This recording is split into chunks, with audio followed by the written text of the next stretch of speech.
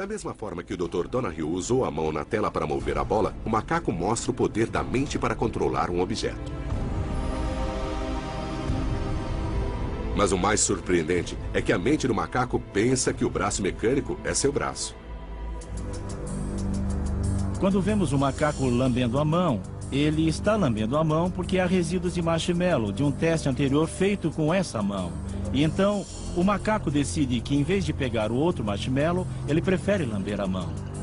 É como uma criança que lambe as próprias mãos quando ainda tem resto de algum doce. E nós consideramos que isso seja um sinal de encarnação em que o animal está tão à vontade com o dispositivo que o considera como parte de seu próprio corpo. Quando a linha entre mente e máquina desaparece, podemos imaginar aplicações futuras. Imagine uma espécie de super soldado no futuro. Eles podem estar ligados a outros soldados ou ao quartel-general para que possam praticamente receber ordens através da telepatia. Seria fantástico se um dia nós pudermos interagir com as máquinas diretamente para não termos que olhar para as telas e assim navegarmos na internet, ligando alguma coisa na parte de trás das nossas cabeças. É possível que os hackers do futuro consigam espionar dentro de nossas próprias mentes e assim descobrir nossos segredos. Será que precisaríamos criar algum tipo de firewall mental para impedir que outras pessoas entrem nas nossas cabeças? Esse dia pode estar se aproximando, pois já podemos enviar uma mensagem de texto só de pensar nisso através de um chip implantado no cérebro. Mas talvez nem precisemos do chip. Uma empresa já está desenvolvendo uma tecnologia portátil que pode interceptar os pensamentos sem implantes cirúrgicos. O áudio é um pequeno sensor que fica sobre a superfície da pele, acima das cordas vocais, e capta a atividade do sinal que o cérebro envia para as cordas vocais quando nós falamos normalmente. Mas no caso do áudio, o sensor ele é tão sensível que não requer que a pessoa realmente fale para reproduzir uma conversa. Callahan projetou um sensor que pode ler os sinais do cérebro. Mas como? O cérebro é o centro de controle da fala. Quando nos comunicamos, o cérebro indica à boca o que dizer. Assim, a fala é formada pelos pensamentos enviados a nossas cordas vocais através de sinais nervosos que são convertidos em palavras.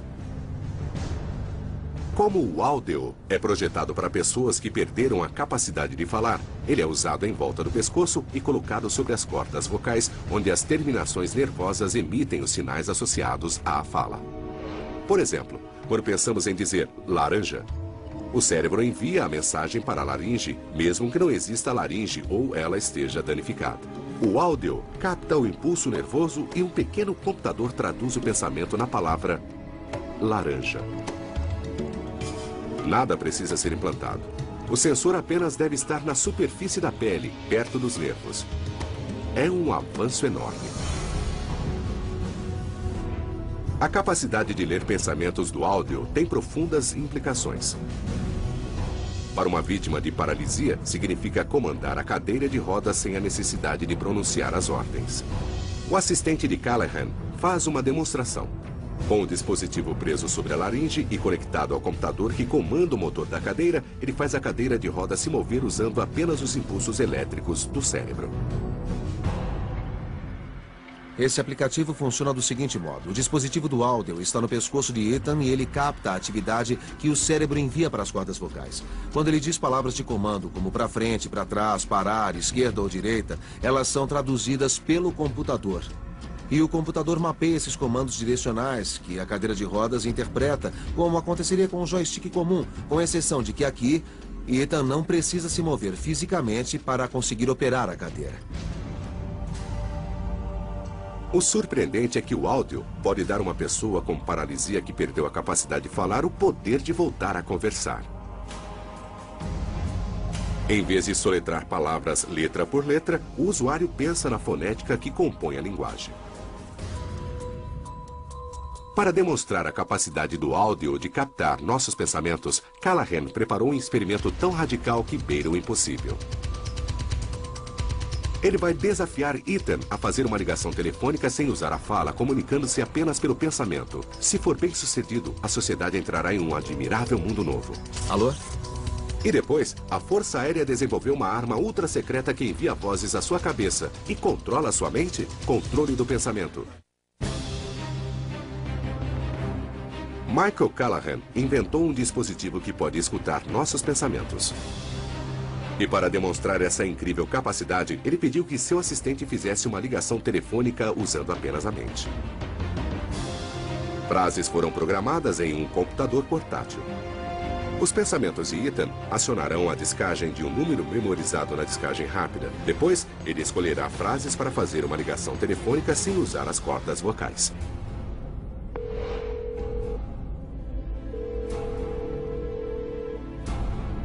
Alô? Oi, Michael. Tudo bem? Tudo bem, e você? Se lembra da primeira ligação telefônica de Alexander Graham Bell? Sim, eu me lembro. Michael, vem aqui, eu quero te ver. Tá legal.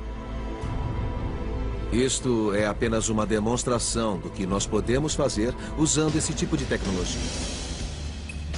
Muitas vezes me perguntam se o áudio capta meus pensamentos, minhas ideias, e a resposta é, com certeza não. Pensamos em várias coisas, como ter de ir ao banco mais tarde, ou estar com fome. Mas a menos que queiramos mesmo comunicar essas coisas, nenhum pensamento é captado. Em outras palavras, ele capta as palavras na ponta da língua, não no fundo da mente. Ainda.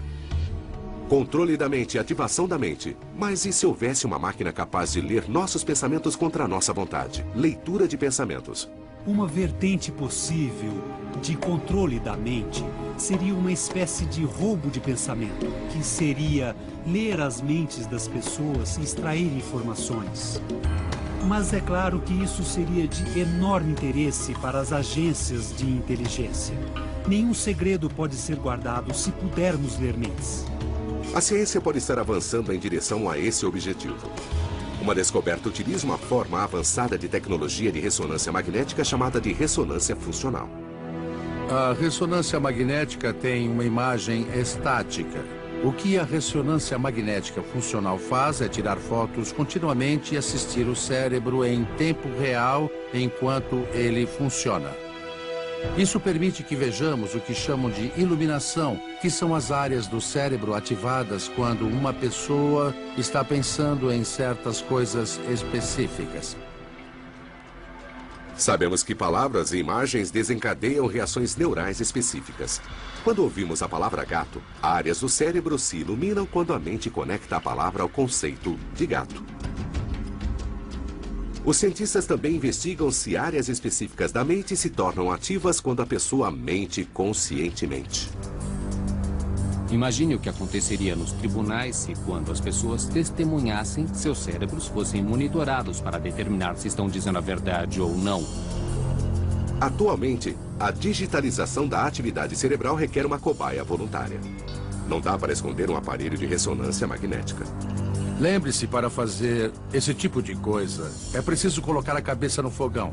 Em outras palavras, a máquina de ressonância é grande, enorme, cara, e as pessoas têm de ser muito cooperativas em entrar lá. Mas e se fosse possível saber se alguém está mentindo com uma tecnologia que é mais sutil?